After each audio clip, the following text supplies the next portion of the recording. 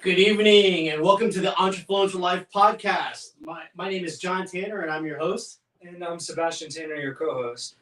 So guys, this is episode 30, which is our final episode of season one. Can you believe that we're already here, Sebastian? I can't.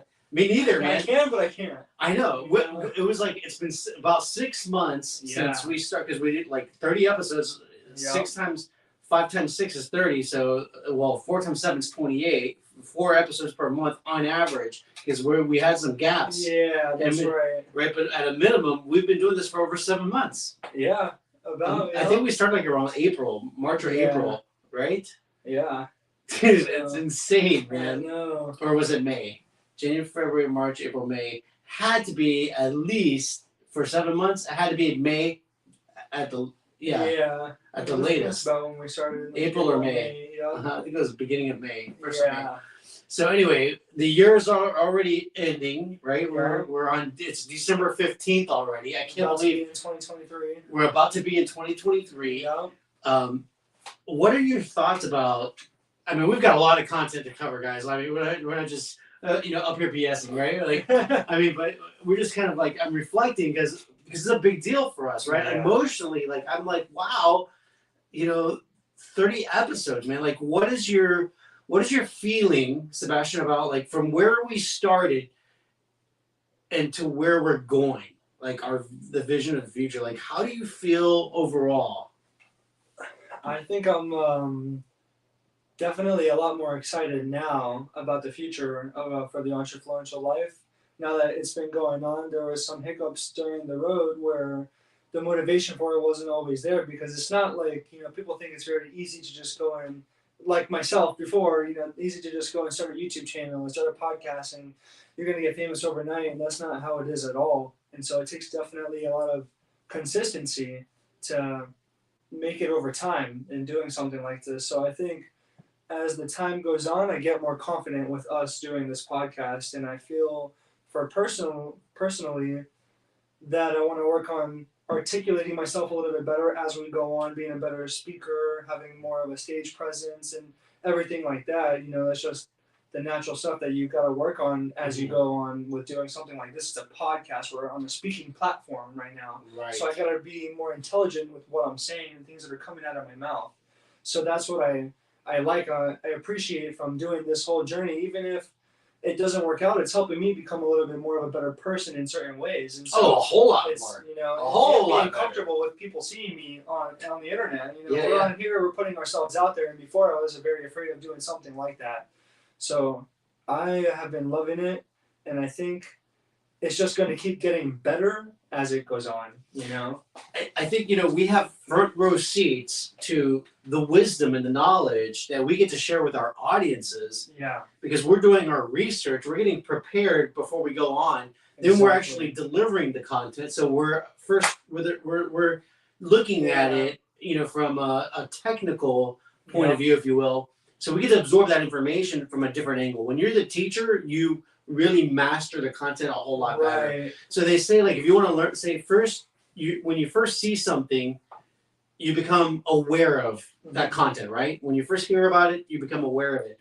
When you copy it, you know what it is. Yeah. But then when you teach it, you become a master of it. That's right. Yeah. So like you're able to, both of us, we're able to gather this information and become masters of this content as we're delivering it to our audience. So yeah, we have front row seats, and yes, we are actually becoming more knowledgeable, better people, right? We're climbing our ladder, right, of improvement as we're going through this process. And I have to say, like, I'm of course I'm biased because I'm your dad, but I've noticed in the last 7 months that we've been doing this, I've noticed your skill set climb up higher. Wow. Like, you were here, now you're here, right? You've made improvements. I've seen you make those improvements, and I'm very optimistic. I'm always delighted at the thought of where you're going to be in 5-10 years from now because of this trajectory that you're on. Like, I can see, because I've been around, I'm 48, I can see more than what you can see. Yeah. And if you're doing this, like, most people don't do this path. Like, right. Just 99% of people out there don't do this path, right? They're not on this journey. Yeah. They're afraid of this journey. They want to be on this journey, but they're Yeah. not on this journey because they're afraid to dive in. Yeah. And so you're in that 1% group that escalates to if you continue on. Yep. If you continue on the path, because you have to continue on, right? Yeah. Consistency is key. That you'll be so much higher that by the time you reach my age, you'll look back and say, wow, this has been such an accomplishment in life, you know? Yeah. It's been a really fantastic journey. And at the end, and in the future, when you get to your deathbed, so many people will be in mourning for your loss because you'll have made such an impact on so many people's lives. And I think that's when we look at the Maslow's hierarchy of needs, the base needs of every human being is food, shelter, and clothing. Yep. And then as you progress, like once you have stability, your food, shelter, clothing, you're not worried about those things, then you start climbing up a higher level scale, right? Yeah. Like you start fulfilling other things. Well, the top of the pyramid is leaving a legacy behind. And so people who have become like very successful, they aspire to leave a legacy for the future generations. And you have the ability to do that. You're already making a legacy now. And if you continue on this path down the road, your legacy is going to be humongous, man. It's going to be humongous. So it's really exciting to see that. Thank you.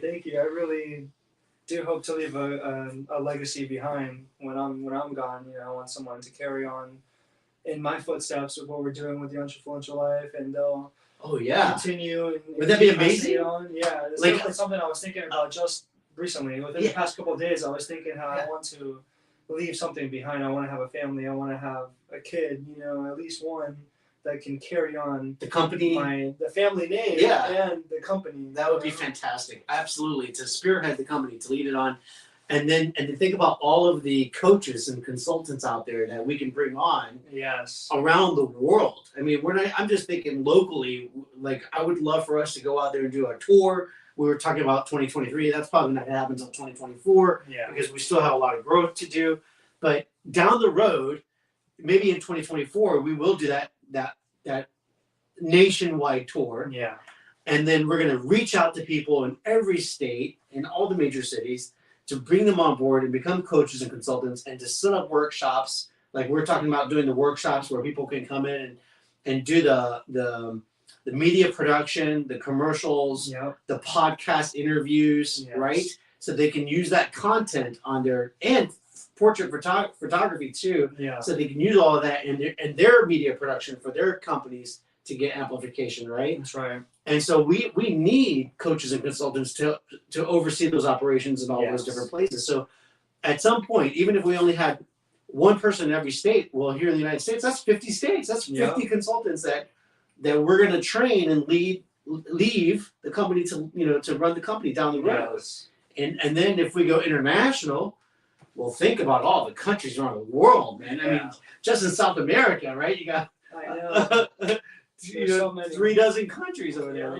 It's amazing, man. So the future looks bright. I think the vision that we've been working on has evolved from way back in the beginning. It was just going to be amazing. Yeah. Thinking back, like now that I'm saying it, in the beginning, this program was just a podcast where we could talk about physical, mental, and spiritual wellness. Oh, yeah. And it was about Sebastian and I spending time together. Yeah. That was the intention behind it. Was hey, let's do a podcast where we can share some knowledge with some people, and we'll get to hang out on online at the same time. Yeah.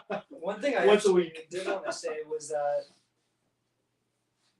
I'm very grateful for the guests that we've had on our podcast. You know, we started this off just this hang out with each other and talk online and share information with others that we're learning and try to spread a good message. But in that process, we've also had multiple guests over our 30 episodes. We haven't had one for every episode, but we've had a lot of guests come onto the podcast, and to be so fresh into it, it's a great feeling that you've had people that have wanted to be a part of our podcast, that people have all of our guests. Oh my God, absolutely! I learned so much from each and every one of them. I'm glad you brought that up because they add so much value to the show. Yes, and to our audience and to us. And Greta's online. Hey Greta. Hey Greta. Thanks for joining us. Thank you. And right, just like it's amazing. And just like the other day, I was talking to a couple of people who are talking about coming on in January. I have a doctor, a medical doctor, who talks about healing and energy healing as a big component. It's not only medical science, but it's also energy healing as well that helps patients get better. So she's going to be fascinating to bring on. I can't wait to bring her on. Yeah. And another guest who talks about money mindset, right? Like people have to get over their money dilemmas or money challenges, or mindset challenges to be, for business to be financially successful. I'm very excited for these people to come. Yes, it all absolutely. Starts with the mind. Everything is right. It's all with your mind and training your subconscious mind. Mm-hmm. Mm-hmm. So those are going to be two amazing guests to have, and they can share with us what they know about that, because isn't it great? Yeah, it's great. And so we have more people coming on too. Like I think we're going to be more aggressive going into 2023 in scheduling people, because we had intentions of doing that every week, and it was our plan every to other have a week. guest every week, but then sometimes there was some cancellations, and so then we had to roll with the punches, and then as things are going on like that, it's like, okay, we're just going to do it ourselves. And well, now we're talking about batching too, so like that'll help out if we can get everybody to come on board and do sessions like one, and this will be helpful to you if you're thinking about starting a podcast, right? If you do batch content, like if you're going to do one episode a week, you can do all 4 episodes, which means 1 hour recording times 4. That's 4 hours of recording, right? So it's a pretty busy day, but you can get all of that done in one day, right? Yeah, 4 hours of recording. Yeah. So like if you schedule, and even if you run over, maybe you go 5, maybe you go 6 hours total. It's one day of work for the whole month. And so if you get all your 4 guests to show up on a scheduled time on that one day that you do your batch recording, then you have time to upload everything and have it scheduled so that it uploads on the day of release, right? So like we're live, but it doesn't have to be live like this. It can be pre-recorded and then released on a certain day and a certain time. And that's what we're going to move to. That's our plan for 2023, so that we can do everything in advance. So if something comes up and a guest doesn't make it, then we can call a backup guest, and we still have time to fill in that gap so that we have a guest for every episode. So that's our goal, and we'll do 12 recordings per year versus doing it every week for 52 weeks, right? Yeah. So it'll be a lot easier for us to get it done that way. Yeah. So we're making changes. It's probably a good idea for you to experiment with that as well. Yes. With the batching, I think going in, like if you're starting from scratch, try to do batching from the beginning. That would be much better. I would say start just off with. It would be. Yeah, because from our experience doing it every week on that day of the week. Yeah. It's only one day of the week, so it's not a huge deal. But it does all your time. But it becomes a challenge. And in certain moments or in certain weeks, not every week is the same. Not every day is the same. And we have to motivate ourselves to get on the camera too. Exactly. So when you're lacking that motivation and you have the content pre-recorded, it doesn't matter what you feel. You just upload. Exactly. So it'll definitely make it easier for you if you just start doing batch content from the beginning.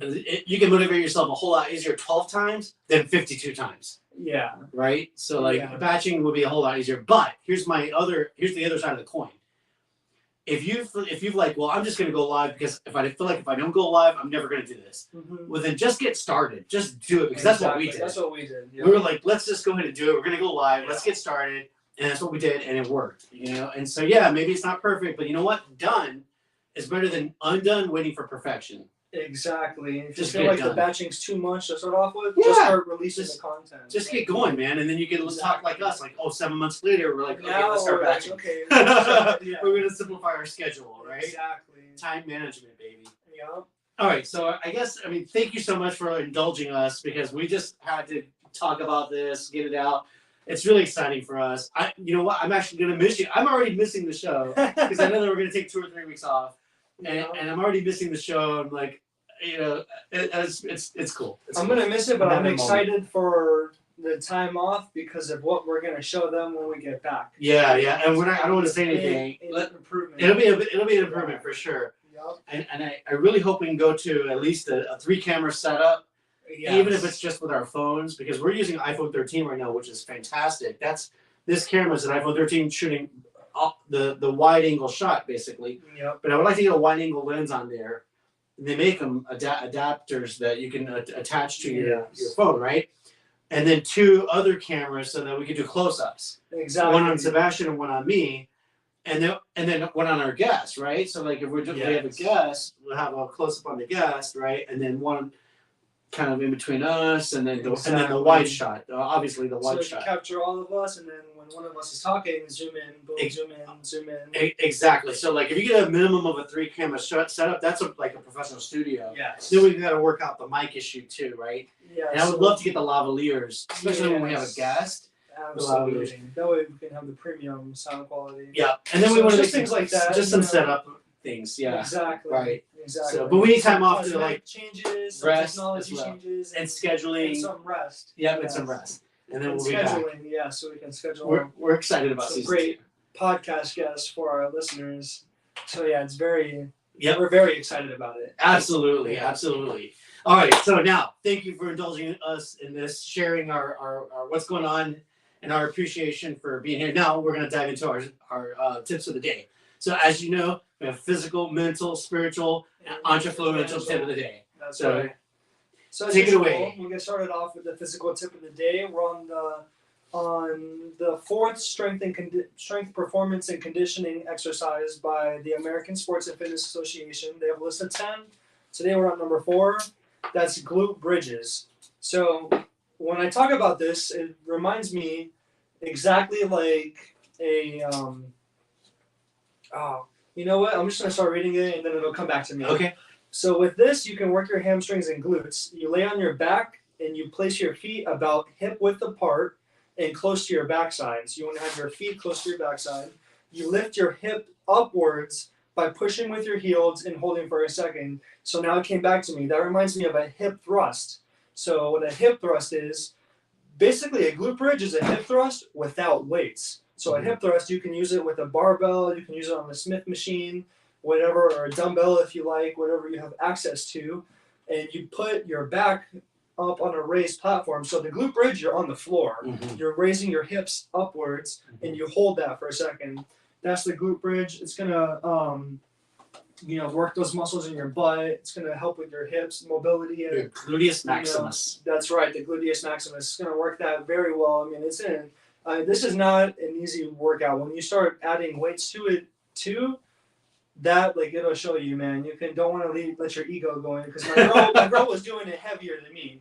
She was hip thrusting more than me, and it checked me for a second. But then I realized, not only is she's great at working out in the gym, she knows what she's doing, but she's been doing that a little bit longer than me. So don't be discouraged if someone's doing the weight a little bit heavier than you.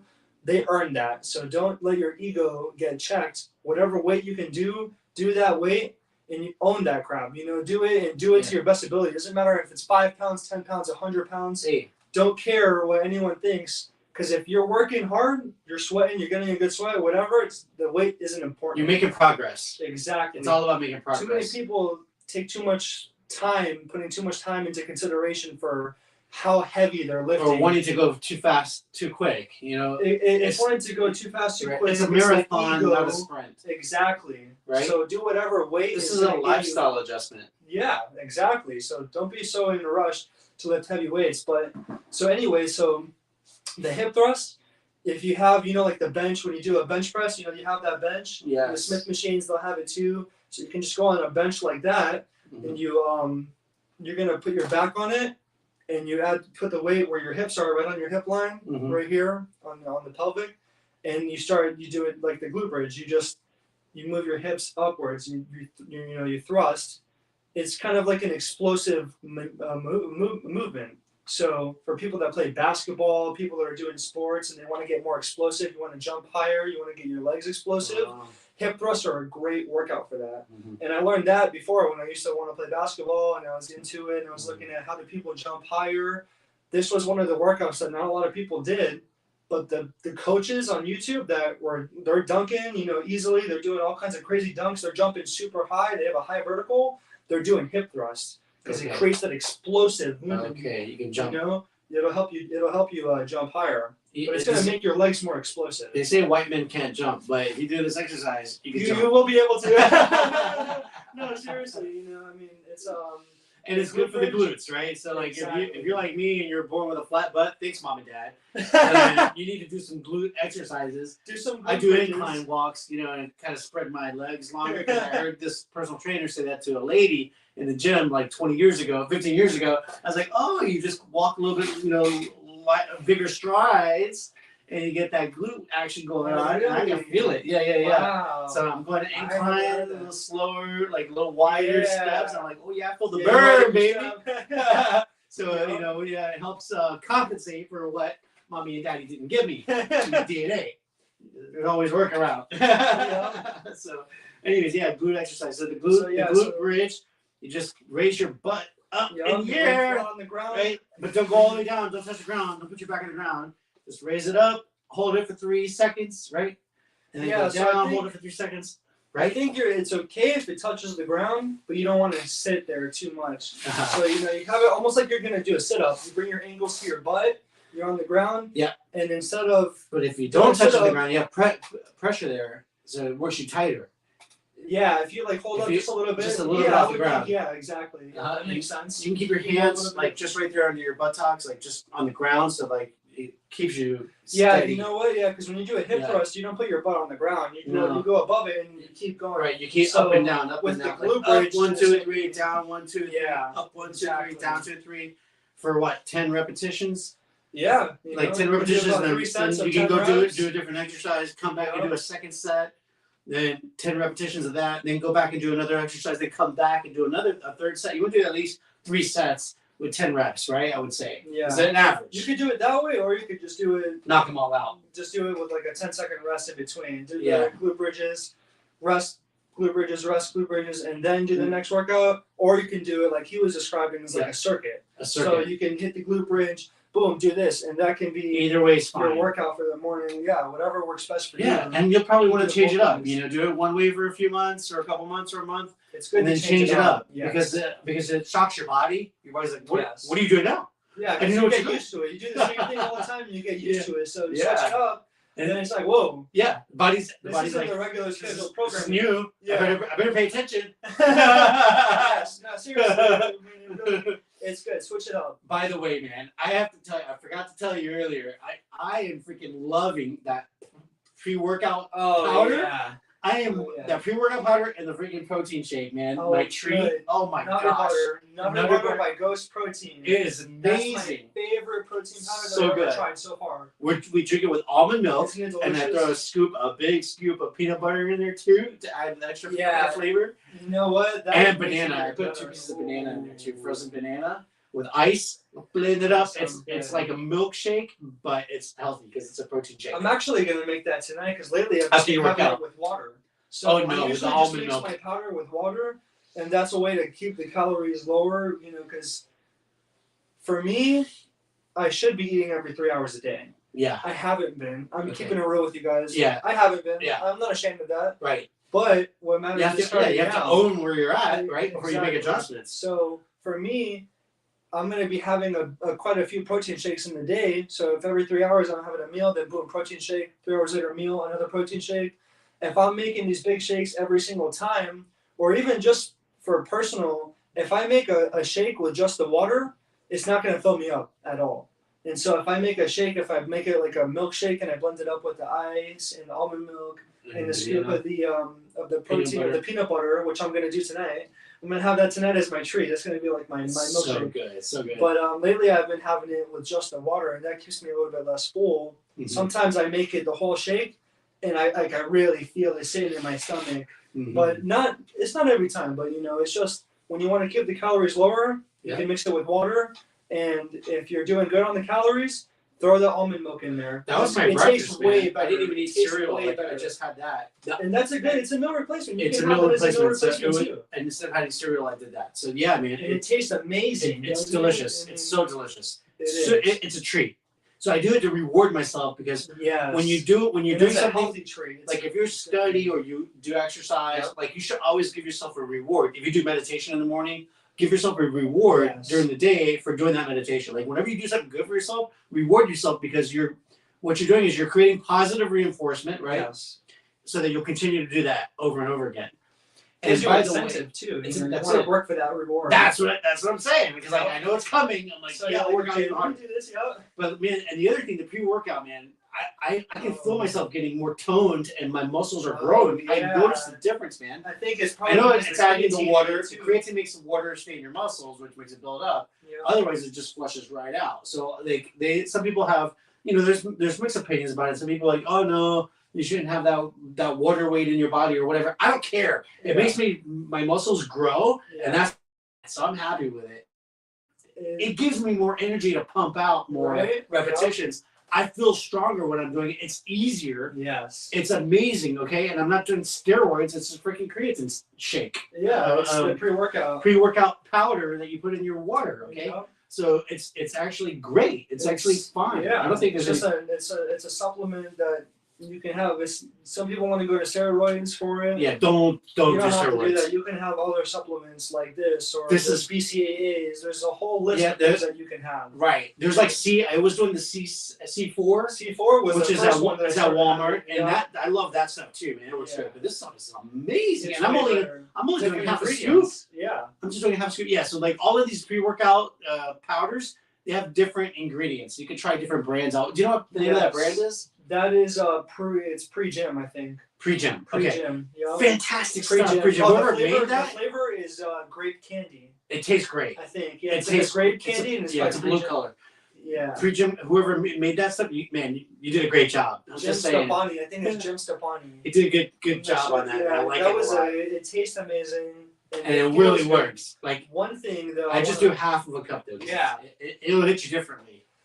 And that's what I was about to say. I had I an guess you experience myself Yeah. where and I've been. You taking did more than pre-workouts. one scoop. I just did one scoop. Oh, one full scoop. I did one full scoop, but I hadn't been taking pre-workout In a for while. some time.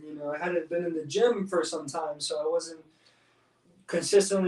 buying the pre-workout powders because of my situation. There's a lot going on, and so I wasn't as consistent there. So I wasn't using the pre-workout like I was used to. Normally, I think if I had that full scoop, I would have been fine. But since my body hadn't had that caffeine and the ingredients that were in the pre-workout for so long, I took a full scoop and I had a very bad experience. I felt great during the workout. It was an amazing workout. And then 2 hours later, I felt like my heart was pounding. I felt like I was racing. I was getting paranoid. I didn't know what was going on with me. Mm-hmm. And then I got sick for about a week after that. So I don't know he if was I catching the just flu cold. as well. I was catching that. I think they happened simultaneously. Yeah. So it was at the same time. I was catching the flu, and then I had too much of that pre-workout that one time. But he was afraid to take the pre-workout powder It's been a little, yeah. because of his experience. Exactly. So you want to make sure that you're careful. Don't take too much. I Take a little bit. Take it 25%, then go 50%. Yeah, 75%. I was about like 30% the first time I tried it. Yeah. Like less than half. That's what you a want scoop. to do, And now I'm at half a scoop. I'm like, yeah, half a scoop. and then you feel good. And you know? I feel amazing with it. So Yeah. like that's really all you need. So like maybe try 25-30% of the cup. Exactly. And then maybe work your way up to half a scoop. I think that's all you need with that. That stuff's great. Now, I mean, if you're a big guy or girl and you can handle the full scoop, you work your way up to that, okay? But don't start at the top. Some people Start with a little bit less and work your way up, Exactly. okay? So you can see how your body responds. Yeah, you see how the tolerance is, and over time you need to use a little bit more. It's You can use amazing. a little bit more, but be careful. Now, exactly. So here's the other thing. And you should always talk to your doctor, by the way, about any workout activities. Like, we're giving you information, like generic information. Yeah, But like, we don't know who you are. We don't know what your health condition is, and we're not doctors. exactly. So like, caveat here, like disclaimer, we're not liable for whatever happens to you, man. Go out there and talk to your doctor if you have issues that you the red flag should go up and say like, oh, I'm a diabetic. I better go talk to my doctor about my routine before I start doing this stuff exactly. and see what my doctor thinks about this, and they'll give you their professional opinion. Okay. Exactly. Doctor, nutritionist, right? Those are people that you want to speak to. Whoever your team is, go talk to your team. Yep. And if you don't have a team, well then experiment like us. We don't have. I didn't go talk to a doctor, but I don't have health conditions like that. Like we're pretty much normal functioning people. So like we were just like buy the powder off the counter and get started, man. Unless you have And look up activities online. Exactly. Yeah. There's a lot of resources online. YouTube is like the wizard of Google. It really is. You see just about everything that you need to do. Right? I feel like I'm in Oz with Google. Like, Yeah. let's go see the wizard. All right. Anyway, one more thing I wanted to say about before we switch to the next topic. The almond milk. You know, almonds almonds are food for your brain. Oh wow! It helps your critical thinking skills. Really? So like when we were studying, when I was in law school, they suggested that the professor suggested that you eat almonds or cashews, any kind of a nut, right? While you're studying, you can snack on nuts because it gives your brain energy, and you learn better that way, right? You want your so your synaptic bridges are firing chemicals, firing electricity, right? Information is traveling through electricity and making recordings in your brain, right? Yeah. In your brain cells. And so like if you have just like gasoline, you put gasoline in your car can go. Yeah. So like the almonds is fuel for your brain. Wow. Right? So when you do that, you're going to be thinking a whole lot more clear after doing the almond drink, which is another good benefit of why I enjoy it in the morning. Yes. You know? Oh, like, yeah. I love start my day right, thinking, and then of course like at lunchtime when I eat, I get a little sleepy. Now I'm older, right? So like my body does, wears down a little faster, especially by 1 o'clock, man. I'm ready for a nap at 1 o'clock. So I had a diet Red Bull, okay? Small can of diet Red Bull. Now they say like don't take that stuff; it's bad for you. Hey man, listen, what's bad for me is falling asleep by the wheel, get into a car accident. That's worse for me. So like I know I'm doing some damage to my body with drinking that Red Bull stuff, but I'm gonna tell you what, it wakes me up, and especially wakes up my brain to help me think more clearly. Yeah, I can focus a whole lot better because of the taurine or whatever's inside of that Red Bull drink. But I do the sugar-free Red Bull, so I'm not taking on the sugar calories the extra sugar for my stomach. You know what I mean? I have to have it. I can't. If I'm at home, that's a different story. I don't need it. But if I'm outside, I'm on the road, I'm drinking a Red Bull, diet Red Bull, or sugar-free Red Bull, or a Starbucks mocha double shot espresso, because that also has the stuff inside of it that feeds your brain too, and wakes me up and feeds my brain, so I can be focused and clear, which is my critical thinking. And when I was in grad school working on my master's, I lived on that stuff every Tuesday and Thursday because I had to drive from Homestead an hour to North Miami Beach to go to class 2 nights a week. Wow. And at 6 p.m. when I was getting into class to start, after teaching English all day long to middle school kids, I was wiped out. Was checked out already. I was done. I was checked out when I left the school, and then I got to go into night school and study on graduate classes. I needed that Starbucks energy drink to function. And there's something about caffeine that's so amazing that people say whatever, say this and that, what you want about it. But the fact that you drink it and it gives you that boost mentally, I mean, it clears out the fogginess. Sometimes you wake up in the morning, you trying to wake up, and it gets you wired. You know? Like it gets you. It's like you ain't taking it away from me, man. Yeah, seriously. It's almost like an Adderall when I think about it. For having ADHD, you have Adderall. It clears up. You're not thinking too much. You're thinking clearly, precisely too. Thinking, and you also want to take action. That's why I like, you have that morning cup of coffee, and I don't even need a lot. I don't need a lot right now. I don't drink a lot of coffee, so I have some, and I feel awake. And then when I feel awake, I feel awake up here, and I'm thinking, okay, now it's time for me to get things done. Then I get the GSD mode on. And get stuff done. Get stuff done. And that's what I love about it. You know what I mean? It's just like it really fires you up and gets you going. So when I was studying for the bar exam, I didn't take Adderall, but I took nootropics, which is I've tried that before. Dude, you gave it to me one time, and it's freaking amazing. I don't have any, like I'm out, but my dad ordered some, and I had some of his. He has a different type of it, It was weak compared to the nootropics that I had. It was. The stuff I had was amazing, and I was only taking one pill because I took 3 the first time, and it got, like you said, it got me sick. And so I dropped it down. Like I'm like, okay, I'm gonna cut this back. And I just did 1 pill a day, and my thinking skills and focus was I went from like a 1 to a 9. Man. Wow. Like, it was substantially different. So like the nootropics it's like a clean version of Adderall. It's over the counter. So like you can go to GNC and buy that stuff. Adderall is for people who need you need a clinician to like diagnose you and give you that for treatment. And there's always side effects with that pharmaceutical. Always side effects. This is clean, man. This is something that's over the counter that you can just it's whatever herbal made or whatever's natural, homeopathic, and substantially game changer, especially like for older people. Yeah, we definitely need to get our hands on nootropics again. Again, yes. Show it in our videos, have it on our setup, you know? Right? Put a link on there, yeah, right? So you can support us with an affiliate. Yeah, it was really great. It's great stuff, man. I'm gonna get that. People need an edge, you know what I mean? It does, man. You can't just... Look, there's a lot of professionals. I know that there's a lot of lawyers that are using that because, you know, you have to think critically all the freaking time. Exactly. And you get overloaded, right? So, like, I know a lot of lawyers are doing that. I've read it online. That they're taking the nootropics because it's clean, it's healthy, and it's super beneficial for you. Yeah. Anyway, so anyway, the almond milk is like a nootropic. Feed your brain. So feed your brain, man. Yes. Almond milk is fantastic. So put that in your protein shake. Oh yeah. And it's a great treat. It tastes way better when you mix the protein shake with the almond milk. It's so great. And then a scoop of peanut butter in there. A scoop of peanut butter. Woo! But don't do it if you're allergic to peanut butter. It's not worth it.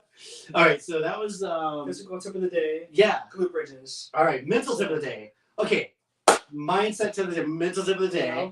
I'm so excited, man, because I was listening to something or reading something? I don't know. I came across this information somewhere, audio, paper, I don't know. But here's what I learned. Benjamin Franklin was essentially the first self-help guy in America. He came up with 13 virtues, right? 13 virtues because he wanted to improve himself, right? Wow. And he's like, I noticed that I have like these faults, like I talk too much, right? Right? He's like, I'm not humble enough, right? I'm too like egotistical, you know? And he's like, so I need to work on myself. I need to do self-improvement. So I'm gonna write down 13 virtues. He did 13 virtues because if you multiply 13 times 4, it equals 52. So he has one virtue per week that he focuses on, and he does it, and he does each one 4 times in a year. So he'll do 13 weeks, then reset, then 13 weeks, 13 virtues, and right. So it worked out to 52. Wow. Yeah, super cool, man. So let me read to you. Oh, here's the article. So I found this article. I learned 2 new things today just from doing the podcast. And you know, Benjamin Franklin, he made bifocals. He made the odometer. Yeah. You know, he wrote the Constitution of the United States. He was an all-around great polymer, which is a master of a few different trades. Mm-hmm. He was he had discovered electricity with the key on the kite. Remember? Was that Ben Franklin? Yeah, Benjamin Franklin. Really? Yeah. It wasn't Edison? No, Thomas Edison discovered the light bulb. You're right. So Ben Franklin was the electricity. He was doing his thing back in the day. Yes. He was an inventor, creator. Yes. Wow. He was a statesman. I think he was an ambassador to France. So he's multilingual, spoke English and French. Wow. Anyway, he's like, and he's on $100 bill. And he's right? on the 100. We like the Benjamins. It's all about the Benjamins, baby. I want him to be my best friend. Yeah. And his twins. All of his little siblings. His clones. So here's the 13 virtues. Now I've already added it to my phone so I can see it every day and be reminded of it. And I want to do what he did. And when I get my 2023 calendar, I'm going to write 1 virtue per week and focus on that per week, right? So here are the virtues. 13 virtues. Temperance, silence, order, resolution, that means get things done. Yeah. Frugality, don't be blowing your money. That's a big one that we need to focus on, right? Frugality. Industry means be productive. Sincerity, be genuine with people. Yes. Justice, right? Yeah. That's awesome. That's self-explanatory. Moderation, cleanliness, tranquility. That's meditating. Yeah. Right? Tranquility. Yeah. Chastity, chastity means don't be impure sexually. Sexual impurity. Mm-hmm. It means, like, if you're married, only have sex with your wife or husband. Right. Don't go outside of your marriage. Right. And if you're not married, don't be having sex with other people. Wait until you get married. That's what chastity means. And it doesn't mean find the right person. Find the one. It could potentially mean be a virgin your whole life or like practice celibacy. That's if you're like a nun or a pastor of a Catholic church, and that's a vow they make so that they can not have those takeaways from their thoughts of God. They're focused on religion. it doesn't work. You know that you've heard in the headlines problems with it doesn't work a lot of times. Okay, you know, I wish they would just get rid of that rule and be like, hey, go find a spouse and have one person to satisfy you, so you don't go on and do bad things. Yeah, don't go down there. Okay, all right. Anyway, that's all I'm gonna say about that. And then the last virtue is humility. Okay, we can all do with humility. So I love it, man. I'm so blown away. Virtues on there. I didn't even know none of this. You know, I don't think they taught me this in school. When I was in school, I didn't learn about Ben Franklin's virtues. I didn't hear about this until just now. I mean, if I did, I glossed over it. I know he was an excellent timekeeper. Like he scheduled things. He scheduled his day by the hour, man. Wow. Like everything that he was doing by the hour, he scheduled throughout his days. So I was like, wow, time management. He was like the father of time management here in America. And now I found out today that he was like the father of self-help, right? Personal development. Right. And so since this show is about personal and professional development, that's right. I'm like, wow, Benjamin Franklin's our founding father. He was the first Entrefluencer. Yeah. So we got to get a poster of him, man. Yeah, put it on the wall. We got Think and Grow Rich out here by Napoleon Hill, which is, he was phenomenal too. And I love James Allen. He was a predecessor of Napoleon Hill. James Allen was before him. He was in the turn of the century, late 1800s. Wow. He was writing his personal development content, right? Wow. As a man thinketh, right? So a lot of the ideas of the law of attraction, like Bob Proctor, and Napoleon Hill was in the like 1930s, I think, 1920s, 30s, 40s, around that time period. James Allen was 1890s. Wow. 1890s, right? There's a couple more before him that I want to find these books because can you imagine? Like, okay, I love books, right? And this is nothing like compared to what I've had in my lifetime. This is just what's remaining, and then my goal is to have a huge house with a big library because I just at some point my retirement's going to be like. I'm just hanging out in my library and reading all day long because I love to study. I love to read. Yep. I love to take information in and I love to share it back out. Like that's like a river, fluid. Yeah. Be like water, like Bruce Lee said.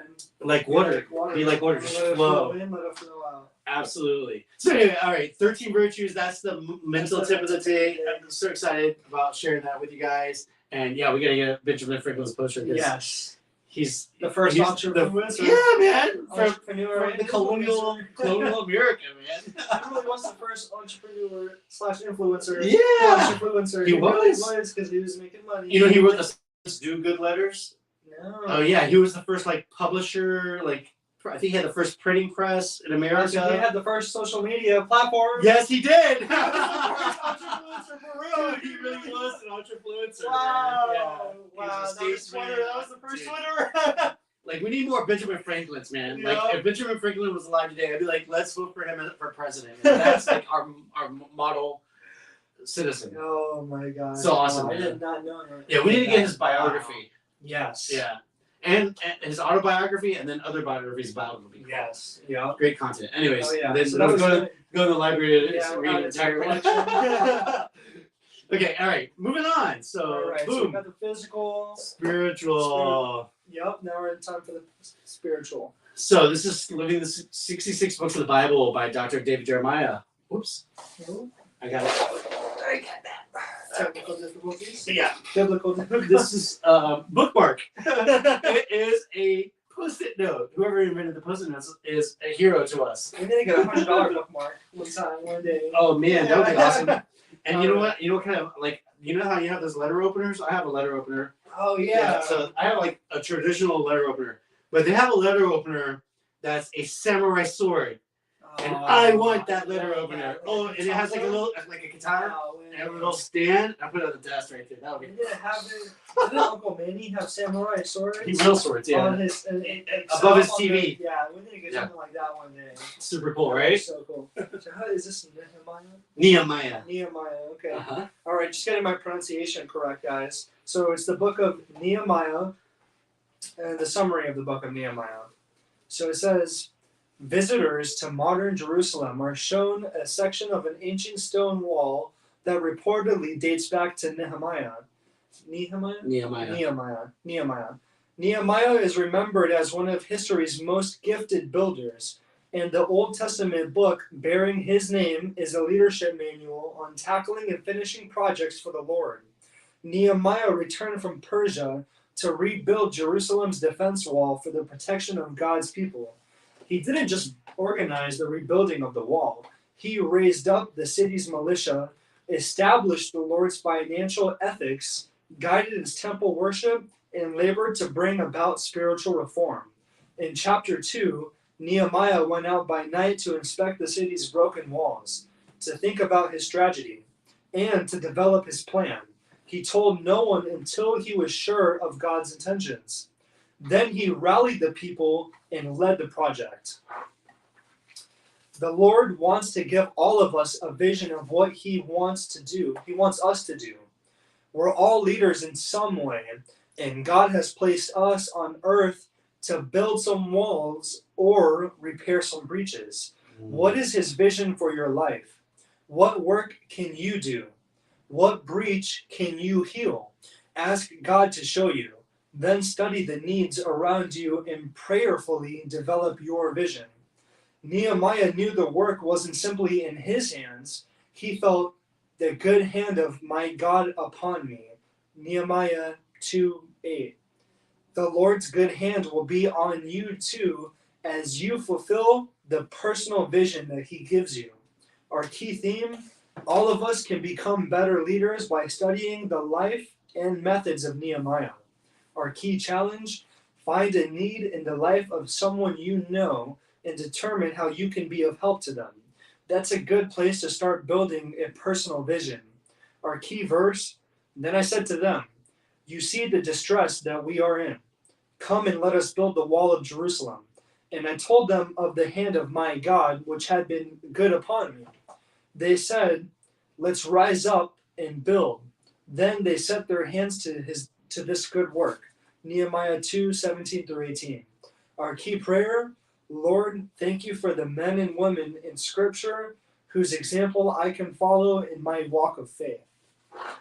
Outstanding. So that's the book of Nehemiah. All right, so let me tell you what came to mind when you were reading that. In today's day and age, we have a serious discrepancy when it comes to values. And people will quickly shrug off man-made values because they don't want it to apply to them. Okay, here's an example. Wherever you live, if you haven't noticed, if you haven't been paying attention, like driving in a car, the light changes red and somebody's driving through the red light, right? I see it every single day. And it became more pervasive after the craziness of 2020, when all the riots were taking place across America. Yep. People were driving frantically on the highway, and still 2 years later, I still see people running red lights. Light's red, it was green, it turned red, and they fly through it anyway, right? Every day. I see it multiple times. Yeah. Or the light's turning red, and there's a bunch of cars that are in the turn lane, and so now they're lingering in the middle of the road, and they have a green light now, and they can't go because there's a few people that are trying to still make the turn, even though they got in that turn lane after the light turned red. Yeah. Okay, so there's that. Those are, and speeding. There's a lot of people speeding on the highway. The speed limit says 55. They're going 65, 75, flying down the road, okay, or faster. All right, and it's ubiquitous, which means it's prevalent everywhere. I see it everywhere, and I think I saw it in Houston, Texas. I saw it in Miami. I see it here in Jacksonville. And so these are rules that we have in place, right? Those are rules that we have for driving that are being violated. What about social rules that are not pinned down, but are expectations by society? These rules are also what was common when I was a kid, is no longer common. Those rules have been broken, and people don't want to go back to following those rules. Now, again, if there's social mores is another term for rules. If there's social mores or morality, it's a whole lot easier to break a social morale Because who's going to penalize you for breaking a social morale? In contrast, you have Christian morality, or whatever your religion is, right? You have religious morality. Those mores, those rules, if you are a person of faith, right, you believe in God, then you believe that there's a consequence from your God that's holding you accountable to follow those rules. Yeah. You're more inclined to follow those rules because you don't want to offend your God. Right. It's so much easier to follow, or more likely that you're going to follow those rules than follow social rules. Yeah. So I think what we need in America, I think why America is struggling right now, is because America doesn't. In the past, we had those Christian rules. It was common. When I was a kid, when I went into church on Sunday morning, and I didn't want to go, but I got dressed up in suit clothes to exactly what I'm wearing right now. And this is how I dressed as a child, going to church. I was being forced by my parents. I hated that, but I went, and the room was full of people. Today, 30 years later, the room is empty, right? Churches are empty. And so all of the rules that we knew as a kid that we had to follow, even though, hey, we got out of church and then we would take off and go to the beach afterwards or whatever, those, now that's gone. Now people just go straight to the beach. They don't go to church first and then go to the beach. So like, so I think reading this, what came to mind was we need to reinstitute God rules over man rules, because people aren't going to follow man rules. They will follow God rules. And I think that to not do that it's going to hurt us. I mean, I can already see the consequences now. In the last 30 years, I can see the major changes in our society. And I think it's going to get progressively worse. And maybe it's out of our control, but we can try. Mm-hmm. And so like when Nehemiah went back to the camp when he was released from Persia, the Persian god, I think it was Cyrus, released him and sent him off and gave him money to go build the walls around Jerusalem. Wow. And to rebuild Jerusalem. He funded his campaign because Nehemiah was so close to, I think it was King Cyrus, that he actually gave him money to go do that, to help his people out, right? To free them from slavery and to help rebuild them in Jerusalem.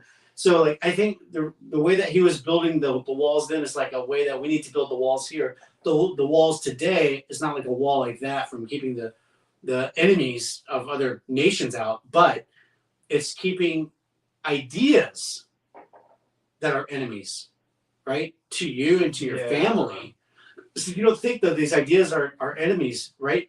In fact, you embrace the ideas. But what are you embracing? What are you listening to? What kind of music are you listening to? What kind of TV are you watching? Is that content helpful or harmful? Are you pausing in your life to observe and measure the two?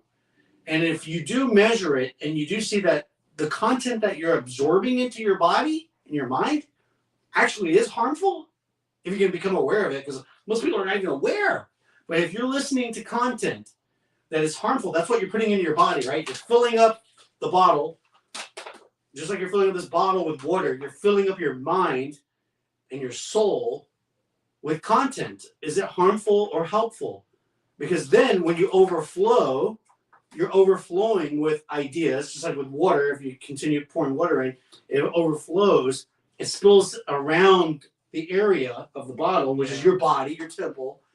Everything around you gets touched by it. So what are you overflowing? What are you spilling out? Helpful stuff or harmful stuff? If you've got harmful stuff coming in, then you need that proverbial wall around you to stop it from coming in, right? And then when you, like we said in the beginning, your mind creates your environment. If you have good stuff, Jesus said, I am the living well, and you'll never be thirsty with me, right? Living well means overflow. He says, you will overflow with abundance.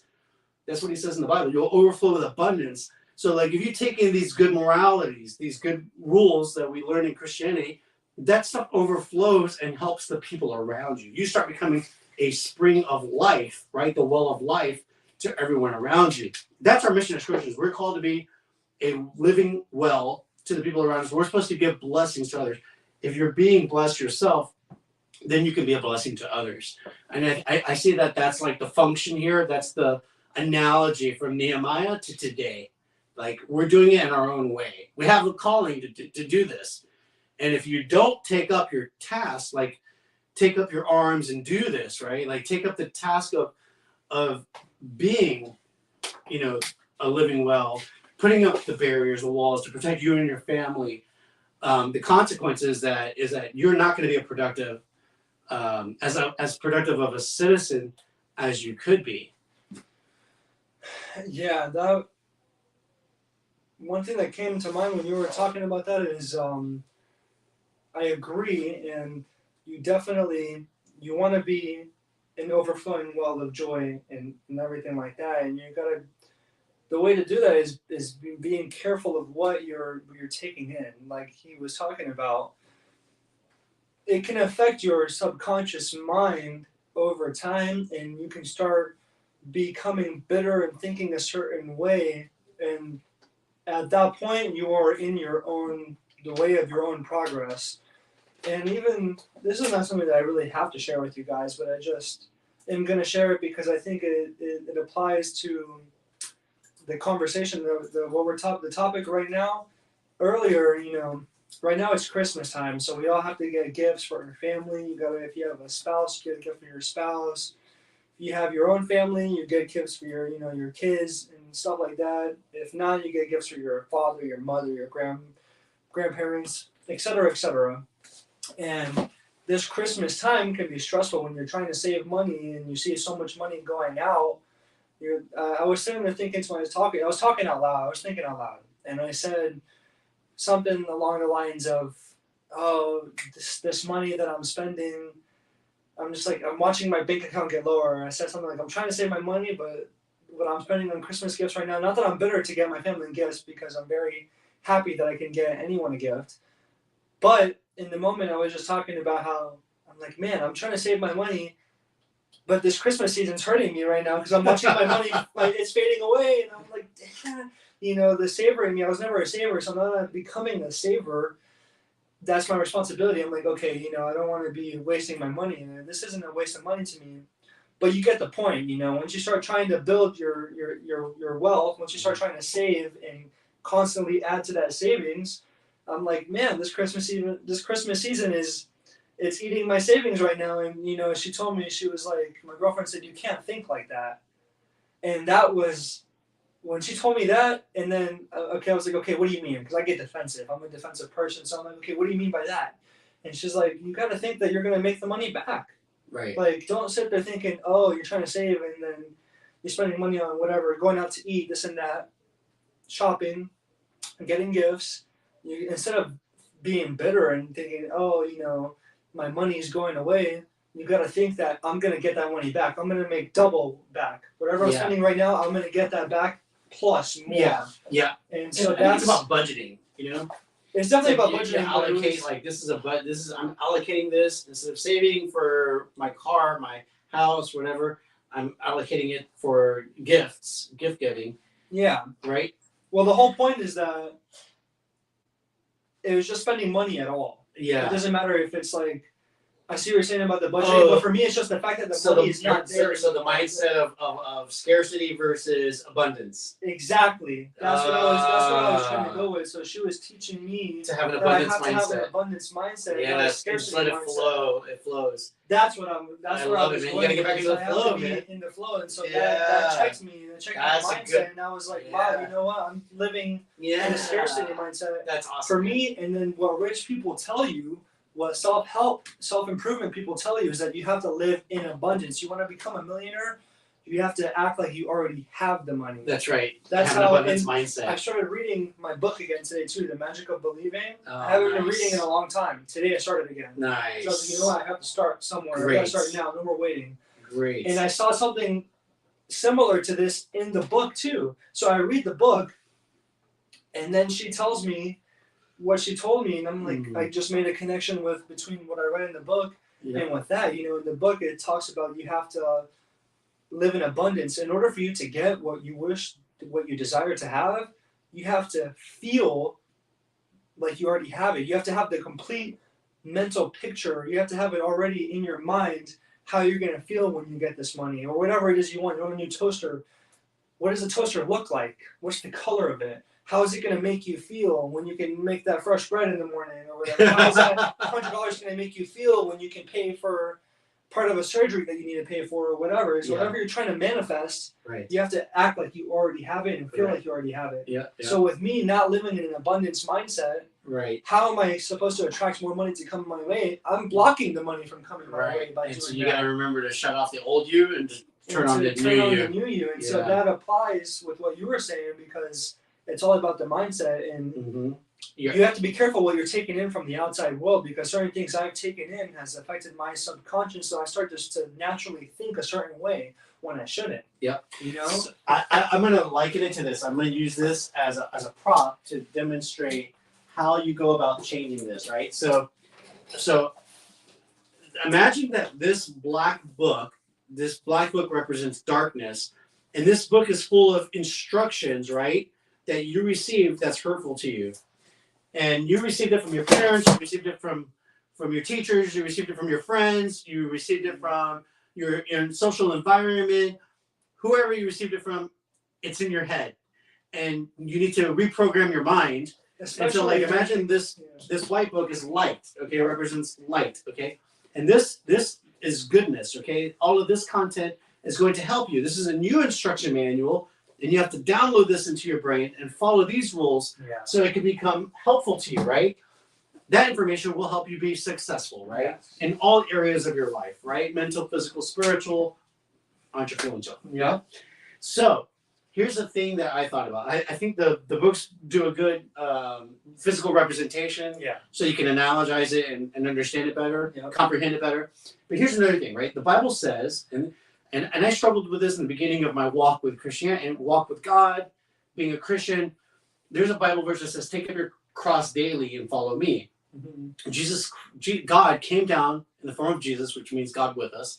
He died on the cross to pay for our sins so that we could have eternal life, right? It was a compact that needed to be completed, that was created with Abraham when he took humans and said, "I'm going to reconcile you to me," right? It's all about a relationship with God. So he came and did that. Now, the cross represents dying to your old self and living the new you. Okay, it's you 2.0. Wow. So when you take up the cross daily, you're killing your old self and you're living as a new mindset.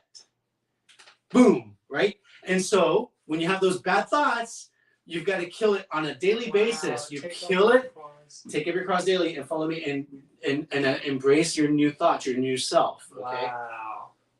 It's big, right? That was great. That's your spiritual takeaway for the day. That's the book of Nehemiah. It was great, right? Take your cross, even though that's not a quote from the book of Nehemiah. Build up your walls. But that ties into Nehemiah because you got to build your walls. Build your walls. Get your finances in order. Get your funding. Get your house in order, right? And protect what you have. Yes. And adopt embrace a new you. Like protect what you have up here. You got to protect this. Absolutely. Protect. This creates this. Exactly. It starts inside of you and it becomes outside of you. Yeah. Cool, man. Spiritual tip of the day. I think it was on point. That was you guys my favorite spiritual tip of the day so far. I mean, they're all great. Yes. They're all great, but this one I really love, especially because I connect with it. Especially today with the book that you're reading. In the book. Exactly. It just all ties into. It works with me too, man. I get that way too, because I have my own personal problems, like my own negative mindset, and so I have my positive affirmations that I read every day. I have wealth affirmations, I have self confidence affirmations, right, to overcome low self-esteem. And so when I do my positive self-esteem, my positive wealth affirmations I don't even do it every single day. I wish I did, but almost every day in the morning I do my routine. And when I do it, I feel like I'm recharging. I'm taking on my cross daily, killing my old bad ideas about these things, and adopting the new ideas, reprogramming your mind, to be a new version of yourself. All right, so that covers the spiritual tip of the day. Yeah, we got the physical, so awesome. The mental, we got the spiritual, and now I have the entrepreneurial tip of the day. All right, so the question that I wrote for the entrepreneurial tip of the day was, should entrepreneurs be playing defense or offense during the recession? And so I found this article, and the article is titled, "Now is the Time for Entrepreneurs to Play Offense." And this comes from Harvard Business School, Working Knowledge publication. This was written by Professor Jeffrey Busgang, who teaches at Harvard Business School. Busgang. And Busgang, the Bus Gang. But don't mess with them. so this professor, he says, now he says a lot of companies are pulling back. They're firing people, laying off employees, cutting. In the beginning of the year, they were like, grow, and now they're like, stop. And now they're tightening their belts and they're firing people. I mean, look, Amazon laid off a bunch of people. Right. Twitter, I think, laid off people. Facebook laid off a bunch of people. Wow. Right? The recession is causing these people to lose their jobs, and it's affecting their livelihoods, their homes. Wow. But there's some entrepreneurs that are growing, right? Their businesses are new, they're fresh, they're growing. And he says, if you have the ability to grow, now's the time to double down. He says, play offense, right? Not defense. So grow. And so here's 6 things that he recommends from the playbook that entrepreneurs do. If you're in one of those positions where your company's growing and you have the ability to grow further, these are the 6 things you can do. Number 1, acquire talent. Because now, before you could even find highly qualified people because there was a shortage of employees. Now there's people that have been getting laid off. So now there's talent that needs a job. So you can go find somebody who's highly skilled that can come and work for your company and for less money because now there's a shortage. There's an oversupply of people.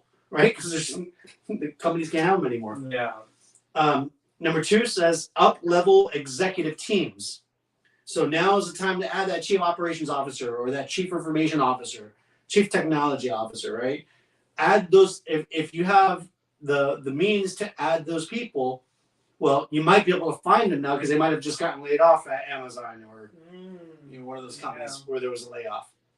So you can add on to your executive team. Number 3, make process improvements. So you have your flow, right? Your system, right? Just like you have a funnel, a sales funnel, for instance. Look at your processes and see where you can make modifications to make your system better. Because now's a good time to do that. Make process improvements. Number 4 is invest in your product. All right, so let me just read what it has on this one here. Invest in your product. Speaking of the product development process, if sales are less frenetic and customer requirements and complaints less noisy, take the time to invest in your product roadmap. Engineers and product managers love it when they're left alone. Take the time to do deeper customer discovery and requirements gathering. In other words, find out what your customer wants and give them what they want. Improve your product, right, or services.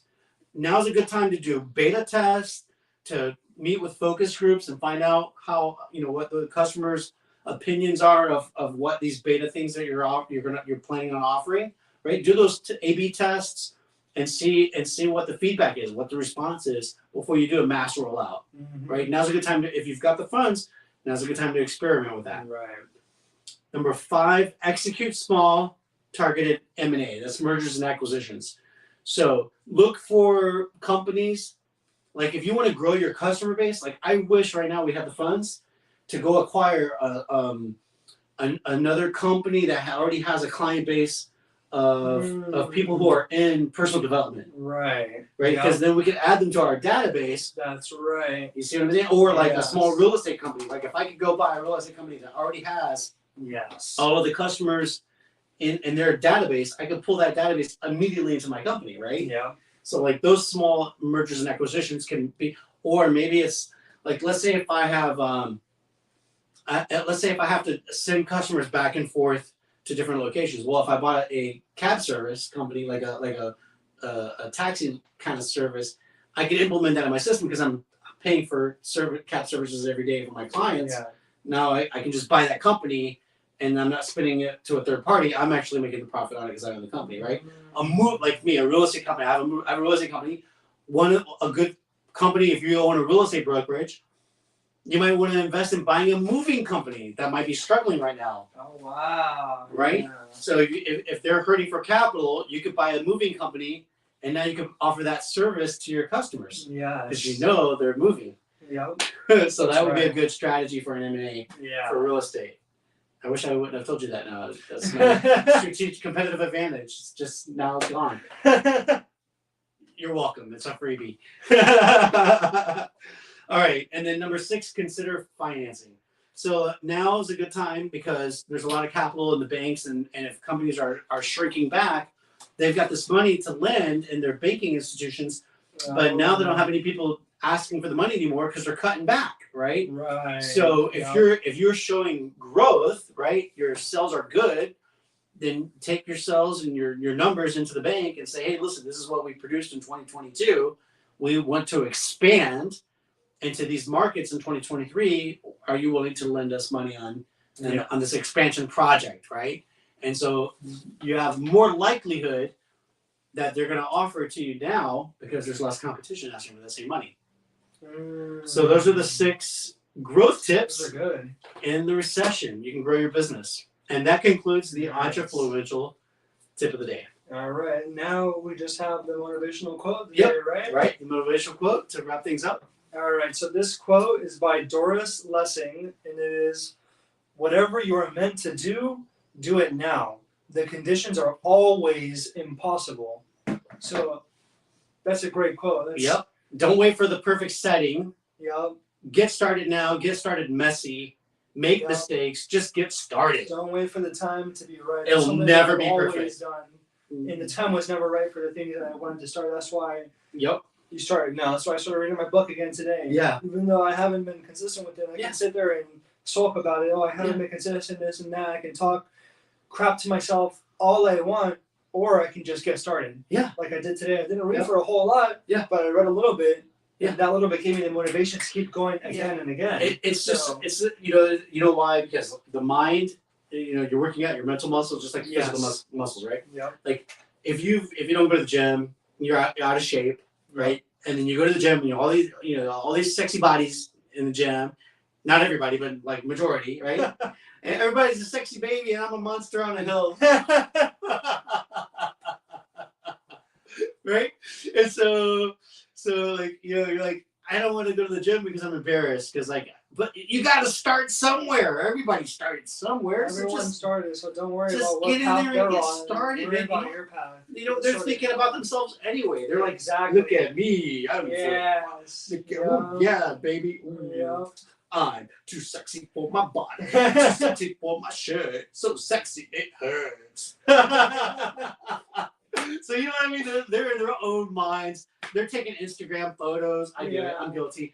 And then they're like checking out their messages or whatever. They're not thinking about you. Yeah.